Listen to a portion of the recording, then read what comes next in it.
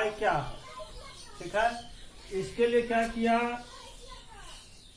गणितज्ञ लोग सबसे पहले इतना बड़ा वृत्त लिया, उसके बाद इससे बड़ा वृत्त लिया, उसके बाद इससे भी बड़ा वृत्त लिया, उसके बाद इससे भी बड़ा वृत्त लिया। ठीक है, ये व्यास हो गया इसका, ये व्यास हो गया, ये व्यास हो गया, ये व्यास हो गया।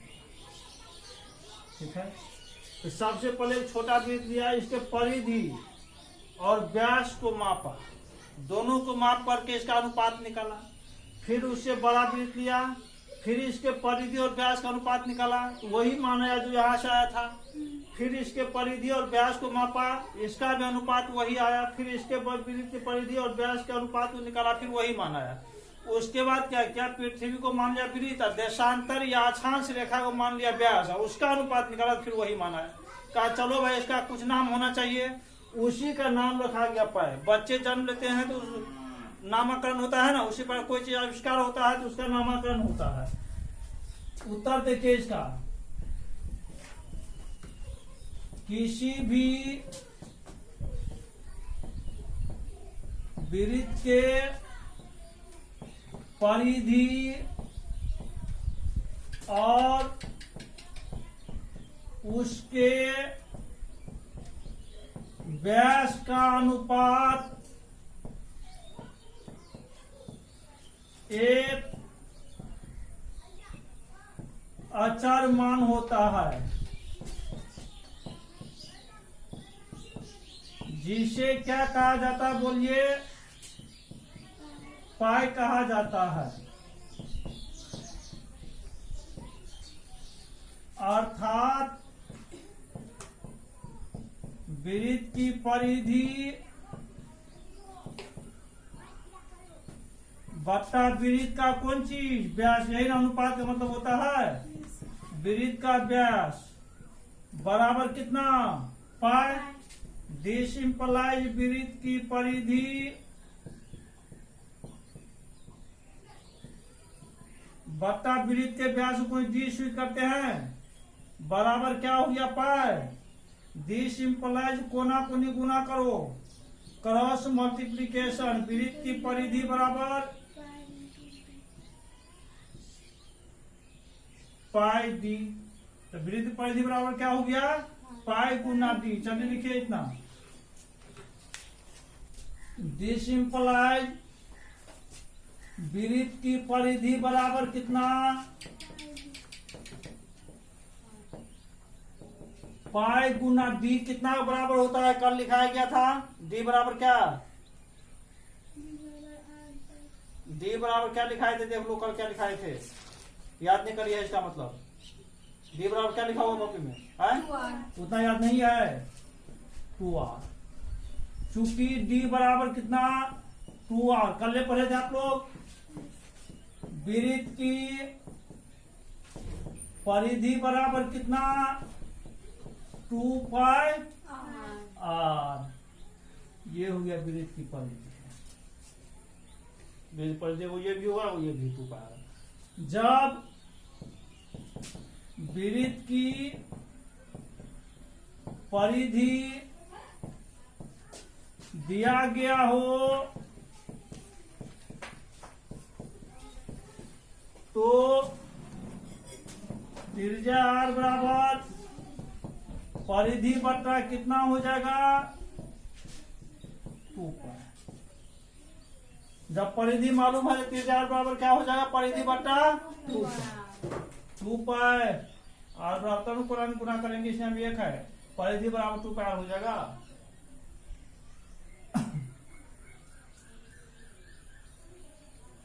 वृत्त की अर्ध परिधि, परिधि का आधा, परिधि बट्टा 2, परिधि क्या होता, 2 पाई बट्टा 2, 2 कैंसिल, पाया। वृत्त की अर्ध परिधि, वृत्त की अर्ध परिधि होगा। एक हम लोग पढ़ेंगे अर्ध वृत्त की परिधि। ये वृत्त की ओर पड़ जाए, एक और बढ़ेंगे और वृत्त की पड़ेगी।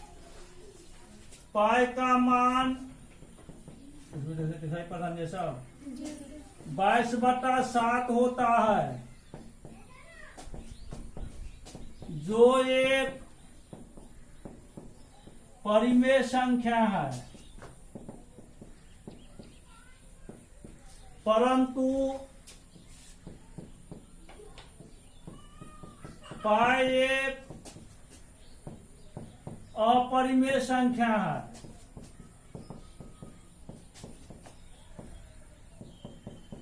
पाई का मान दशमलव के बाद 2 अंक तक सही माना गया है।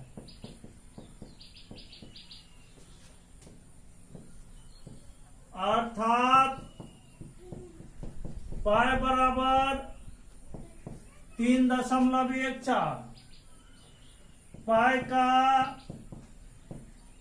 ज्यादा और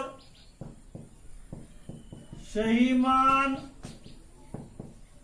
355/113 होता है। पाई का एक मान ये भी होता है 355/113।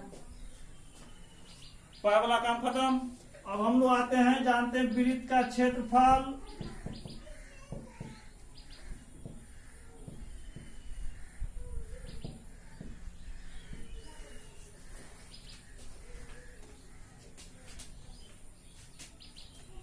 यहाँ दिख रहा है,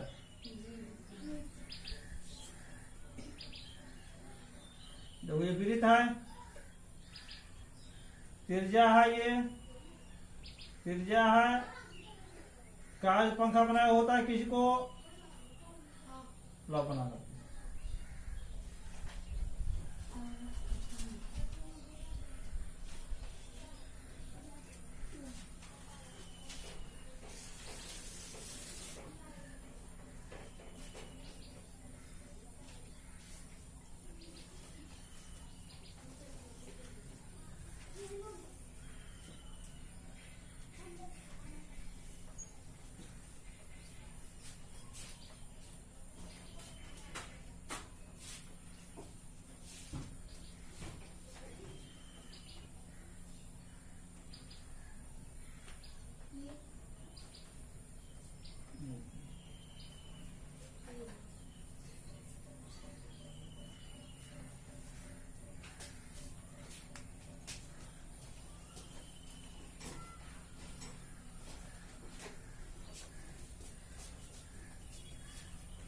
देखो उठा हुआ भाग है ये, अगर इसको पूरा इस तरह से जोड़ देते हैं, 4 पंखा बना करके 5 पूरा यही बन जाएगा। इसको जब पूरा खोल देंगे तो देख लीजिए बन गया। ऐसे ऊपर उठा हुआ है ना सब में, ये वृत्त को हम लोग खोले हैं, इसे खोले हैं ना, इसको खोलने के बाद ये बना है। अब ये बना है, ये देख लीजिए। अब ये पूरा कितना होता है, 2 पाई में होता है, 2 पाई होता है ये पूरा। अब ये क्या हुआ, बराबर 2 भाग बट गया है, तो आधा ये हो गया पाई आर, आधा ये हो गया पाई आर, एन हो गया। अब ये क्या हो जाएगा, देखो ये क्या है वृत्त की त्रिज्या। ये क्या हो रहा है वृत्त का त्रिज्या हो रहा है, त्रिज्या हो रहा है, ये सभी त्रिज्या है, त्रिज्या है ये सभी। अब वृत्त का क्षेत्रफल बराबर, इसलिए वृत्त का क्षेत्रफल बराबर ये आयताकार हो गया, देख लीजिए। आयत का क्षेत्रफल, आयत का क्षेत्रफल बराबर, आयत का क्षेत्रफल क्या होता है याद है किसी को? आयत का क्षेत्रफल, आयत का क्षेत्रफल एरिया ऑफ रेक्टेंगल मान कर लीजिए। आयत का क्षेत्रफल लंबाई गुना चौड़ाई, पढ़ाई नहीं थी ये सब क्या? सब चीज पढ़ा दिए हुए हैं। चाहे जैसे बोलिए हो गया, चलिए लिखिए इतना पहले।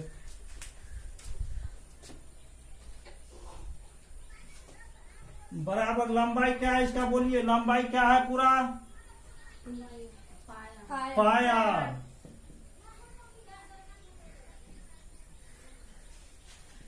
पाया गुना चौड़ाई क्या है? आर बराबर कितना? Pi R square. आर गुना आर, क्योंकि इसका पावर 1 इसका पावर 1, और गुना आधार सेम रहने पावर क्या होता है? जुड़ जाता है। अतः वृत्त का क्षेत्रफल बराबर कितना हो गया? पाई आर स्क्वायर। ये हुआ वृत्त का क्षेत्रफल। ये वाला लिख लिया है।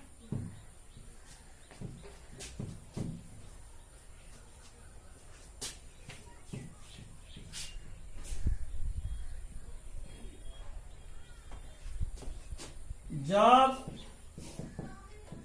वृत्त का क्षेत्रफल मालूम हो तो वृत्त की त्रिज्या आर बराबर अंडर रूट क्षेत्रफल बट्टा पाए। जब क्षेत्रफल दिया रहेगा तो वृत्त की त्रिज्या आर बराबर क्या हो जाएगा? अंदर रूट क्षेत्रफल बटा पाए। तो लिखिए अर्धवृत्त की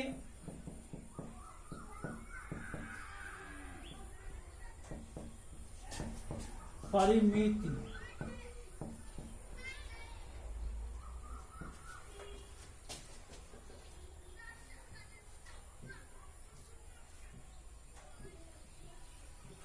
केंद्र हो गया, एपी हो गया, या आर, ये आर, ये अर्ध परिधि हो गया। तो कितना हुआ? पाई आर। परिमिति मतलब क्या? सबका योगफल। तो क्या हो जाएगा यहाँ? अर्ध परिधि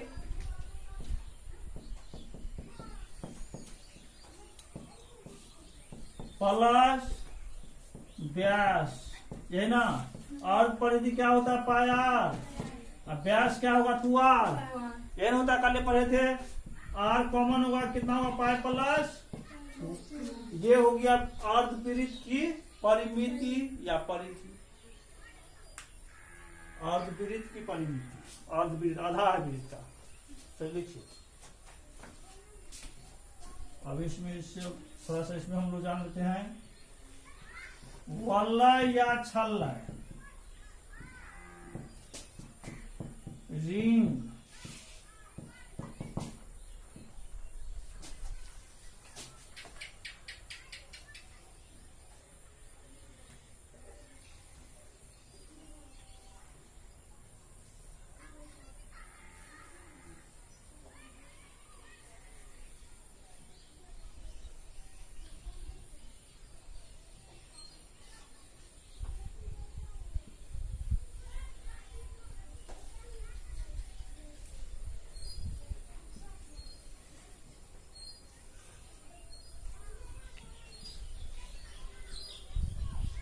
देखो दो वृत्त है। ये केंद्र का वो है, एक ही केंद्र है, दो केंद्र कहाँ है? इसको हम लोग कहते हैं कॉन्सेंट्रिक सर्किल।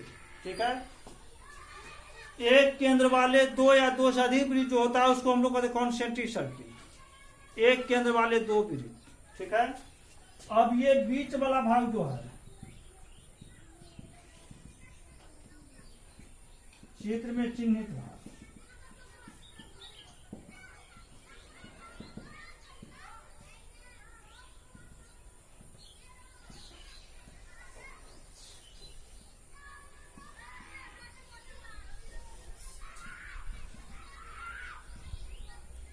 इसी को कहते वलय। ठीक है, दो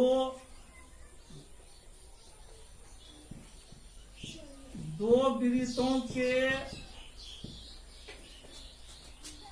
परिधियों के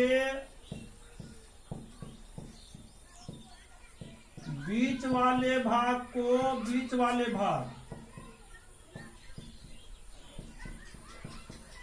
चित्र में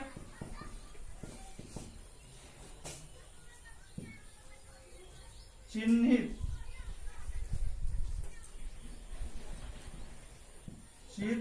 चिन्हित भाग को वलय या छल्लय मतलब रिंग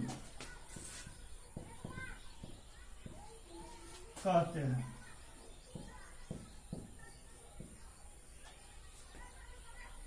यदि दो वृत्तों के केंद्र एक ही हो तो उसे एक केंद्रीय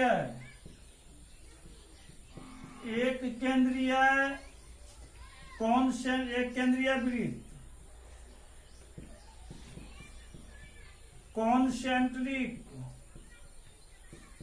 कॉन्सेंट्रिक सर्किल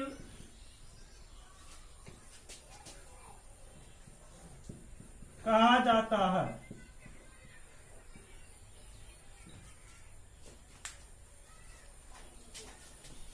एक चीज यहां देखिए कैसे हम लोग बनाते हैं वृत्त, वलय कैसे बनता है। ये हो गया।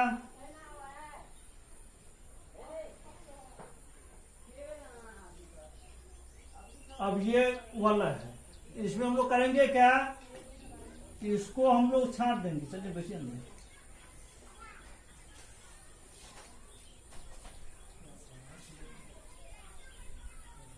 इसको हम लोग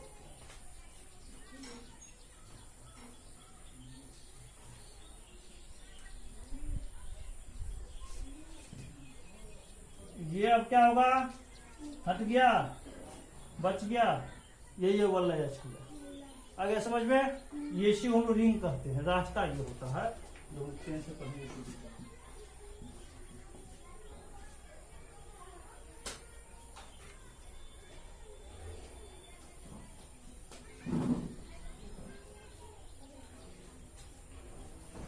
अभी देख रहा है कि आप लोगों को बड़े वृत्त में से छोटा वृत्त काट के हटा दिए थे, अभी देखी थी ना, तो क्या हो निकल जाता है, हम लोगों को वलय निकल जाता है। ठीक है,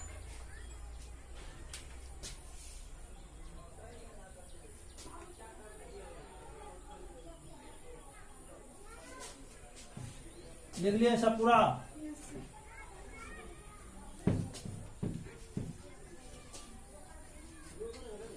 माना कि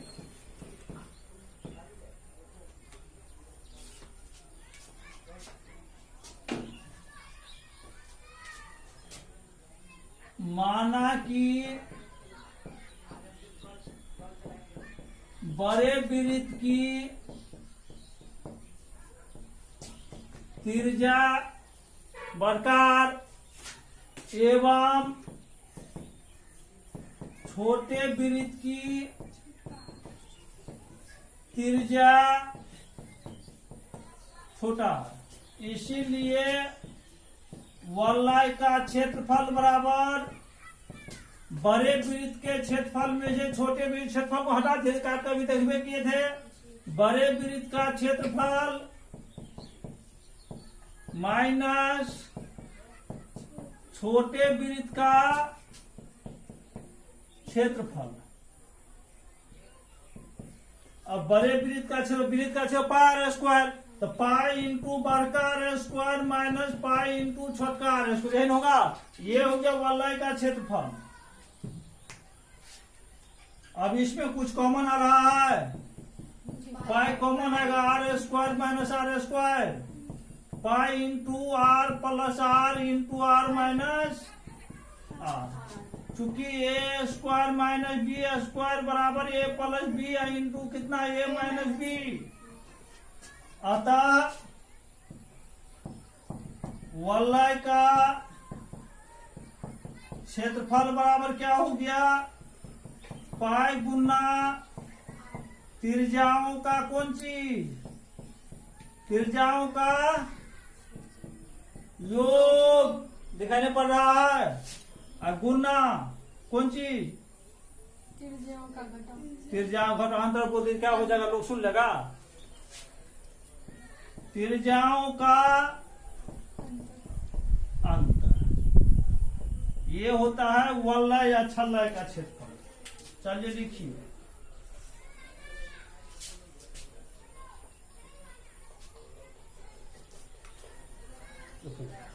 बस इसके हम बेलन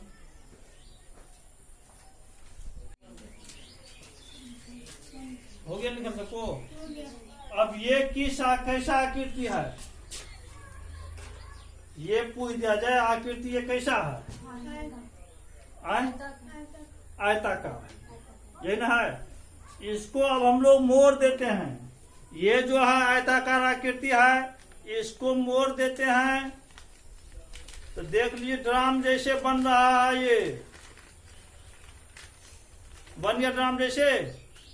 इसी को हम लोग कहते हैं बेलन, ये बेलन होता है। मतलब किसी आयत के एक भुजा को स्थिर रख दिए हैं, दूसरी भुजा के परितः चारों ओर घुमाने पर जिस पिंड का निर्माण होता है उसे हम लोग क्या कहते हैं, बेलन। ठीक है। और ये जो हो गया जिस भुजा को स्थिर रखे हैं वो हो गया इसका ऊंचाई, बेलन की ऊंचाई। लंबाई के अनुदिश मोड़ा गया है तो लंबाई देखो वृत्ताकार, ऊपर वाला भाग भी वृत्ताकार है, नीचे वाला भाग भी वृत्ताकार है। तो बेलन के निचली सतह को सतह ही कहेंगे। ठीक है। ऊपरी सतह भी सतह ही होता है, मतलब निचली सतह को आधार और ऊपरी सतह को सतह कहते हैं। तो ऊपर वाला भी सतह देखिए वृत्ताकार है, नीचे वाला भी सतह वृत्ताकार है। ये इसका ऊंचाई हो रहा है। अब इसका जो हम लोग आयतन ज्ञात करेंगे तो सबसे पहले हम लोग इसका क्षेत्रफल कैसे ज्ञात करेंगे, इसमें वक्र पृष्ठ जानेंगे, संपूर्ण पृष्ठ जानेंगे, ये सब सबसे पहले हम लोग जानेंगे। ये होता है बेलन। तो फिर वो फिर काम आएगा।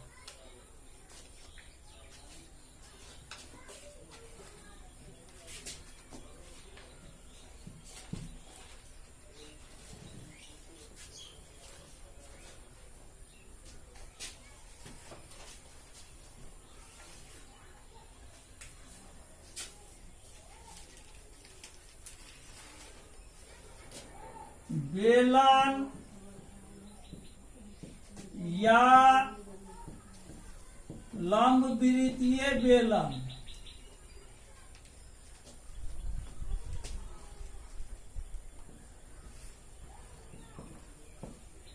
सिलेंडर और राइट सर्कुलर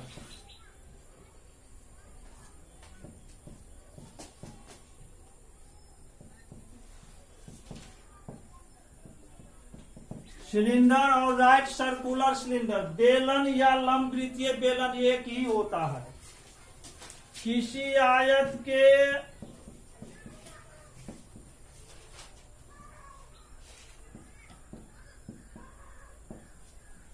एक भुजा को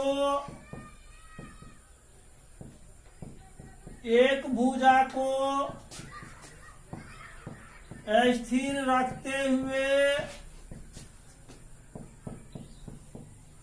दूसरी भुजा के परितः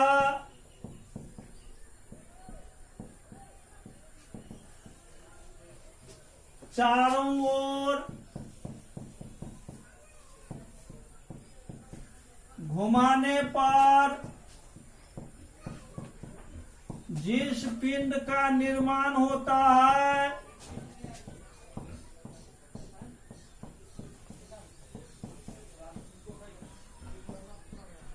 उसे दिखाई पड़ रहा, देख लो, उसे बेलन कहा जाता है।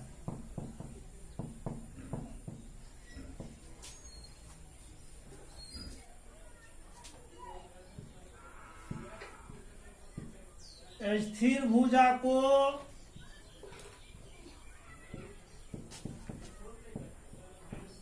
बेलन की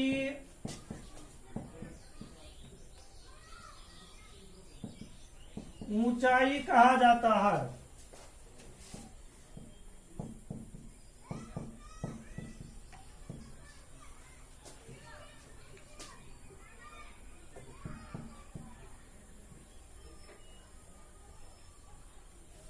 भ्रमणशील रेखा को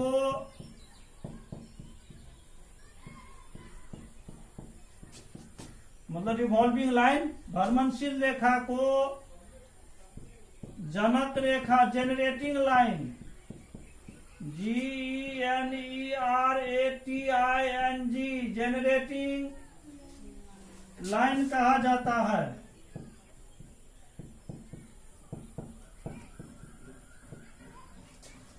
बेलन के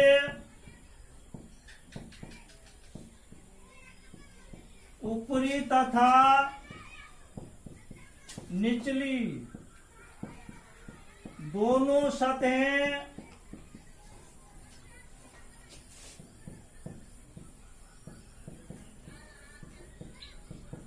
वृत्ताकार होता है। बेलन की ऊपरी तथा निचली दोनों सतहें वृत्ताकार होता है। बेलन के निचली सतह को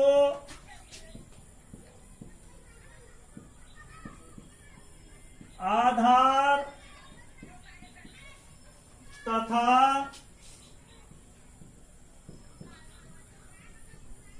ऊपरी सतह को सतह कहा जाता है।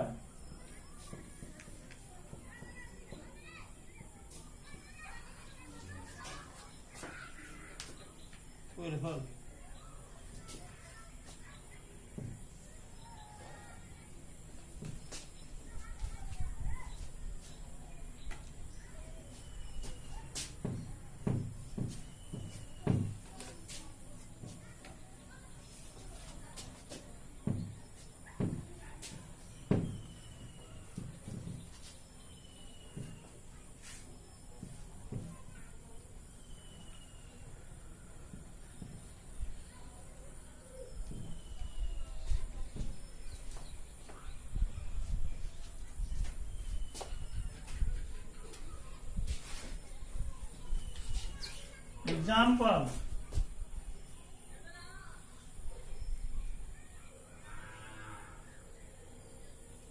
ड्राम, लोहे का पाइप, लोहे का पाइप, और कुछ हो?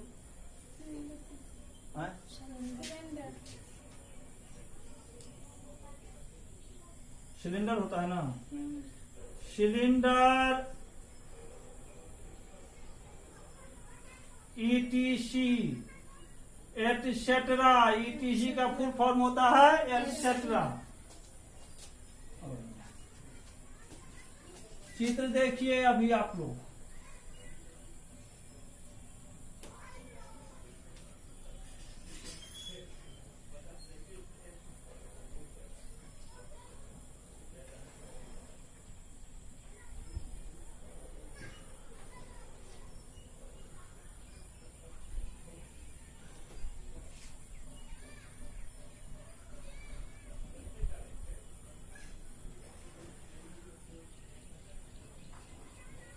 यार हो गया।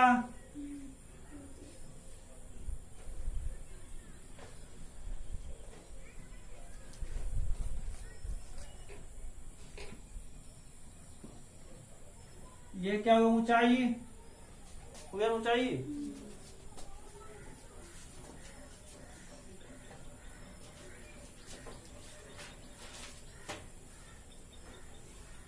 इसको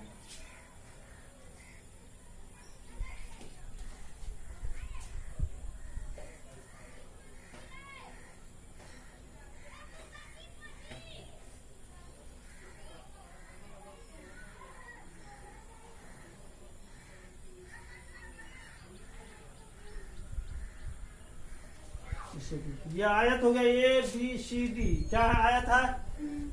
एक भुजा स्थिर रखे, दूसरी भुजा घुमाए हैं तो ये आकृति बन गया है। यहाँ लिखे माना कि बेलन की ऊंचाई बराबर h एवं त्रिज्या बराबर r।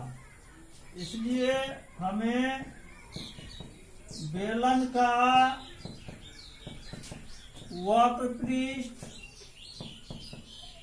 मतलब वर्ग पृष्ठ मतलब हो गया वर्ग पृष्ठ क्षेत्रफल, संपूर्ण पृष्ठ तथा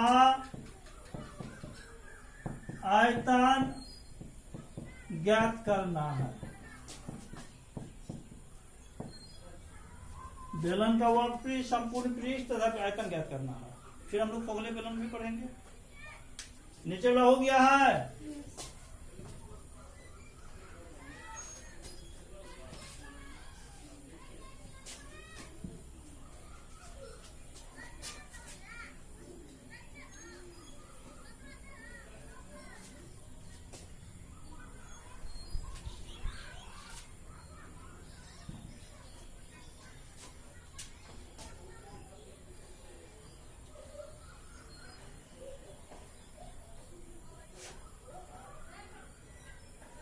ये आयत है,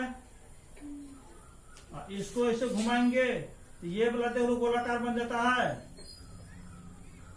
ये गोलाकार बन जाता है, बन जाता है गोलाकार। अब यही जो होता है परिधि हो जाता पूरा, इसको गोल घेर देखो परिधि हो गया है ना। तो वृत्त परिधि क्या होता है 2πr, तो ये हो गया 2πr। ये क्या इसका हाइट है, ऊंचाई, ऊंचाई को ऐसे सूचित करते हैं। ये किस आकृति हो गया, आयताकार हो गया ना।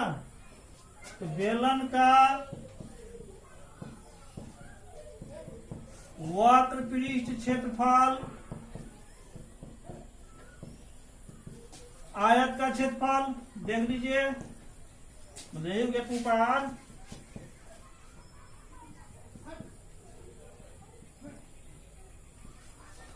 आयत का क्षेत्रफल, आयत का क्षेत्रफल क्या होगा, लंबाई गुना चौड़ाई। लंबाई कितना है 2πr, चौड़ाई कितना है बराबर क्या हो गया 2πr।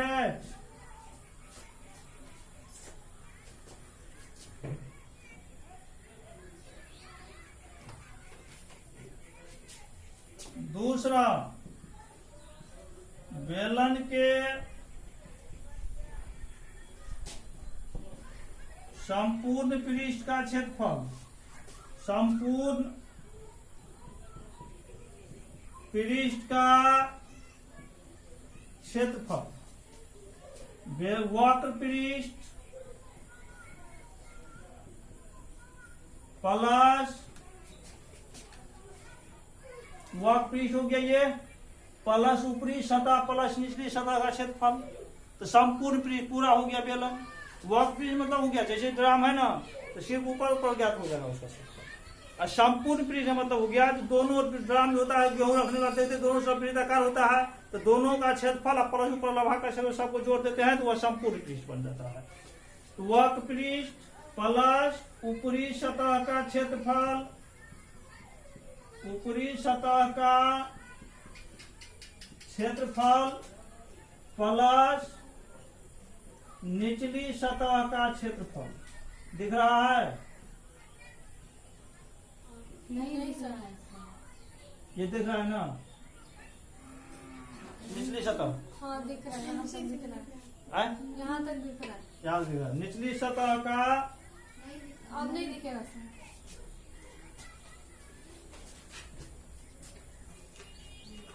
मतलब नीचे नहीं आया पड़ेगा ना। यहाँ दिख रहा है, निचली सतह का दिख रहा है इधर, हाँ अब नहीं दिखेगा, अब नहीं दिखेगा। ये दिख रहा है। हाँ इतना ही दिखना है। ये बराबर अगर देते हैं तो नहीं दिखता है,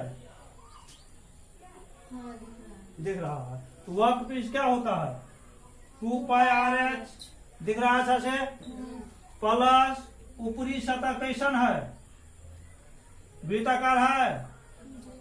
तो ऊपरी सतह का क्षेत्रफल मतलब क्या, ऊपरी वाला वृत्त का क्षेत्रफल। तो वृत्त का क्षेत्रफल अब ये पढ़े हम लोग क्या, वृत्त का क्षेत्रफल πr² प्लस फिर निचली सतह का क्षेत्रफल, निचली सतह भी वृत्ताकार है, देख लीजिए ये भी कितना होगा, इसको ऊपर ले जाना पड़ेगा ऊपर, ये वाला लिख लिया है।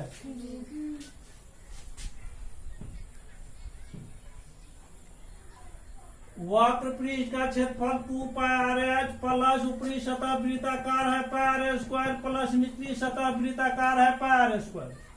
2 pi R H plus 1 pi R square 1 pi R square कितना 2 पाई आर स्क्वायर। क्या कॉमन आएगा इसमें 2 पाई आर, क्या बचा एच प्लस आर। ये हो गया बेलन के संपूर्ण सतह का क्षेत्रफल या संपूर्ण पृष्ठ का क्षेत्रफल 2 pi R into H plus are.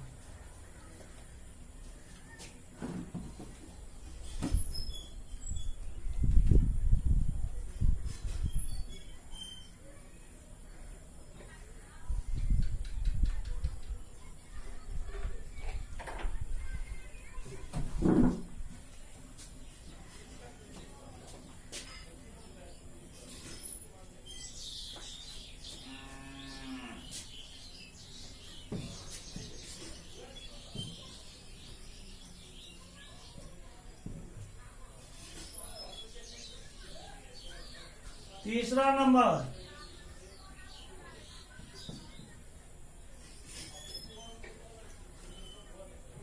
बेलन का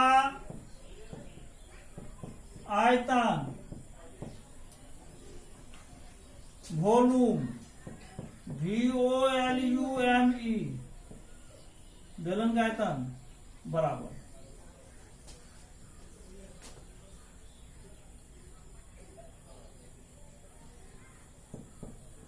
बेलन की ऊंचाई गुना किसी एक सतह का क्षेत्रफल, किसी एक सतह का क्षेत्रफल। अब बेलन की ऊंचाई कितना है h, और गुना किसी एक सतह, या तो ऊपरी सतह या निचली सतह, दोनों वृत्ताकार है तो दोनों वृत्ताकार है तो क्या हो जाएगा, किसी एक सतह का क्षेत्रफल कितना, किसी एक सतह का क्षेत्रफल पाई आर स्क्वायर वृत्ताकार सतह बराबर कितना हो गया पाई आर स्क्वायर एच। ये हो गया बेलन का आयतन। अब ये फॉर्मूला बच गया है।